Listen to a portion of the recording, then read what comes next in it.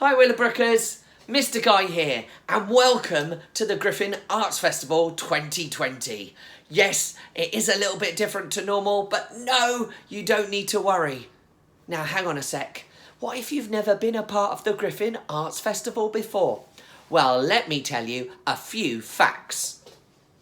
The Griffin Arts Festival was set up in 2014 to acknowledge the value of creativity.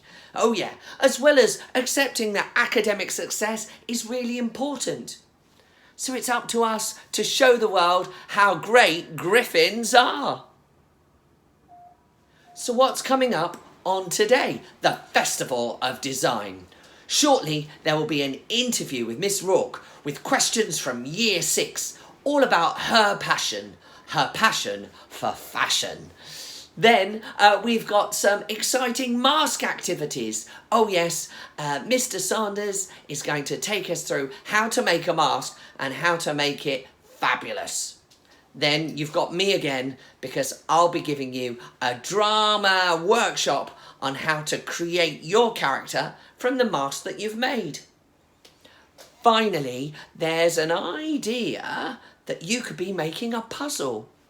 Which of London's most famous landmarks do you know?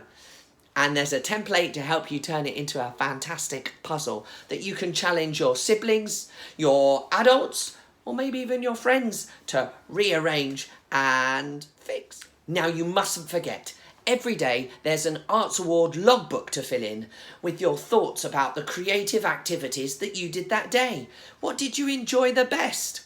Which did you like? Which did you think pushed you forwards? And maybe you've got some thoughts about what's going to happen tomorrow. If there's still time, after all of that, there is a performance by Glyndebourne Opera of Giovanni Schicchi.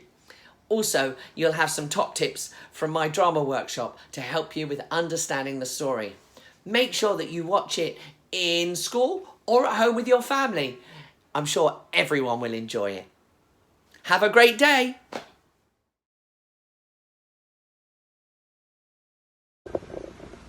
Hello Willowbrook. Welcome to my home. Mr. Guy in Year 6 have asked me to explain what inspires me in fashion and design.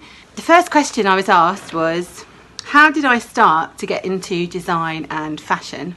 Well, I was lucky enough to become a forest school teacher a few years ago, and it meant that I had to travel to a county called Sussex outside of London, which is near Brighton.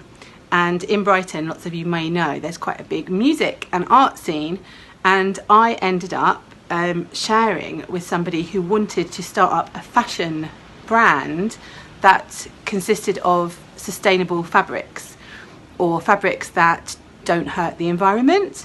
And because I had some time and I needed a little extra job, I did the research for the new fashion brand which wanted to use sustainable fabrics.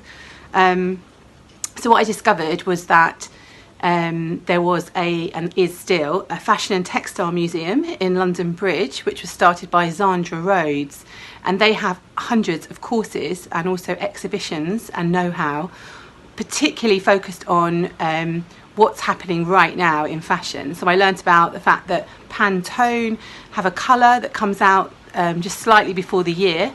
So the colour for Pantone this year will be the colours that you see on the catwalk, and designers and shops know about those about a year in advance. And there's also computer packages where images are selected before the brands make their clothing. And it's like a trend spotter package that everyone's using, which is why we all sort of end up buying and wearing the same kind of clothes. But the Fashion Design Museum by Zandra Rhodes is really helpful, and at the moment they've got lots of things online, so I'd encourage you all to have a look there. In so doing, while I was researching for that, I found out about the fashion life cycle. So my next question from Year 6 is, who is my favourite designer and what's my favourite style? So I'm just going to show you a few things in my living room that kind of suggest my style. You can see here.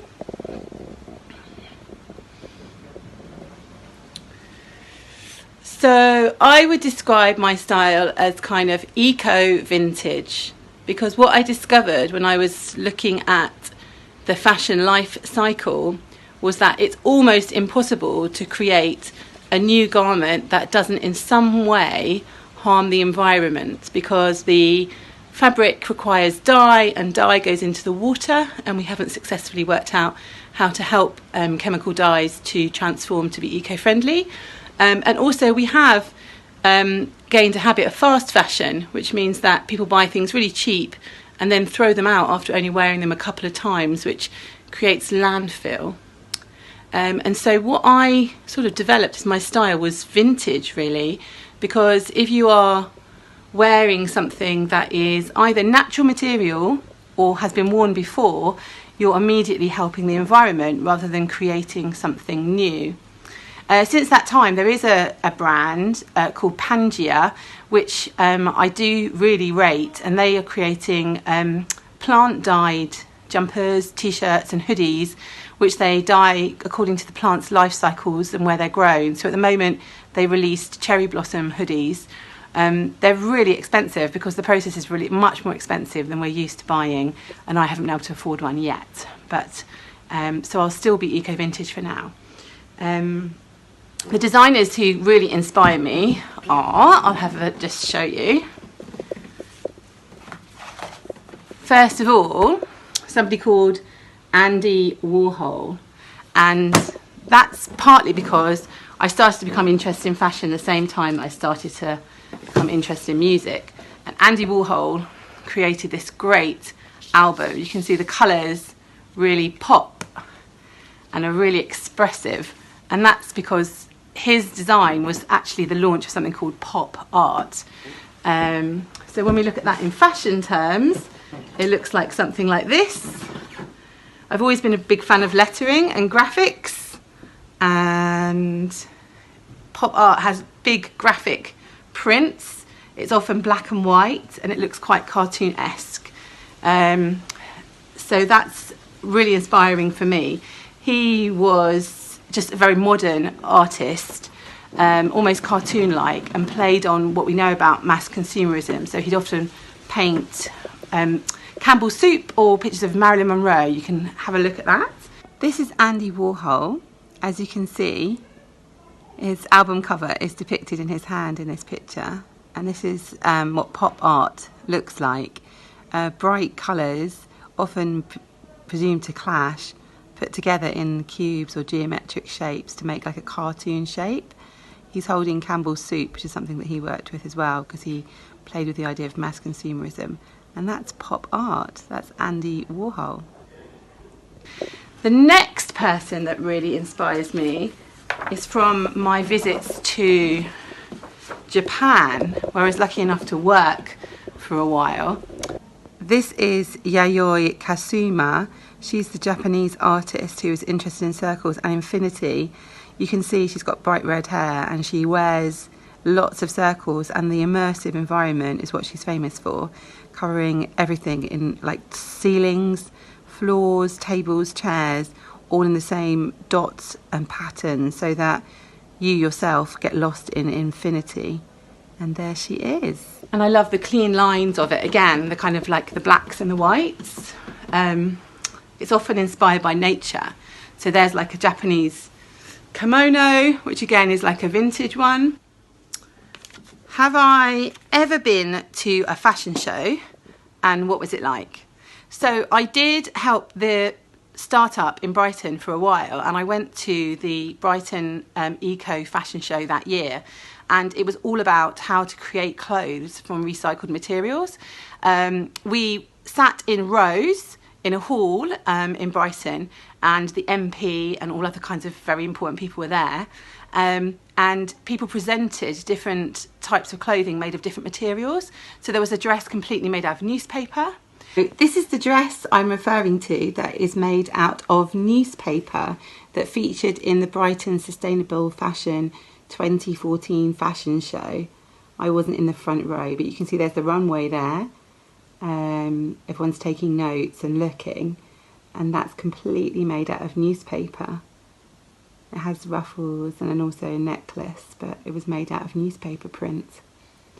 So you can think about how to make your fashion collection sustainable, perhaps by using newspaper prints or magazines. There was a dress completely made out of plastic green bottles. And there were also dresses made for multifunction, so that a dress was like a parachute silk material, but it kind of dropped onto the model from above. So there was a lot of theatre, a lot of drama in the catwalk show. Have I ever designed a piece of clothing? So as part of the startup work I was doing, I designed some knitwear and I designed some bamboo clothing. So this is like a pair of bamboo socks. So bamboo is a relatively sustainable fabric in that it grows really quickly, but it does require a lot of water, which can be an issue if we're lacking in water. But it does biodegrade and it feels a bit like silk or cashmere. So it's like a high grade feeling of a fabric and a natural fabric, and it's lovely in a pair of socks and affordable. And also wool is also obviously a natural and sustainable fabric, and I am not a knitter, but my mum is, and so I asked her to make this shawl for me for after yoga, and she's made it in this beautiful heather natural colour, and it was based on, again, kind of granny chic. This is a Royal Doulton vintage plate that I found in a car boot sale, and the design is based on that, but my mum's much cleverer than me and she can translate it for me. I just have the ideas. The last question that I was asked was, how would I encourage someone to get into art and design? I didn't go to art school, but I would really encourage you to go to art school if you can. What I always did was I always took art lessons. So whatever job I was doing, I was always going to the Tate Museum, the V&A Museum, and I was always taking little lessons here and there in life drawing, or now drawing online is so easy. So I've always just sort of followed what I enjoyed and then learnt about it as I went along. But for instance, here's some of my drawings from my sketchbooks, which I know Mr. Sanders would also encourage you to always draw in. Those are just drawings of like butterfly wings, an eye of an insect, and also some seeds. And this is just a little pen and ink sketch I've done in a couple of minutes of a feather that I found. And also I'm really inspired by the sea, and this is a picture of a shell that I've found, and then I've just added some pen and some ink to it. So I really just kind of collect the things that I'm interested in. I'm also inspired by places like Kew Gardens, and I have their drawings framed in my house of botanics. So I wish you all the best for your artistic journey. Just remember, it's the artist's way to be inspired by everything around you and bring it to life. And you can't go wrong. All the best, everybody.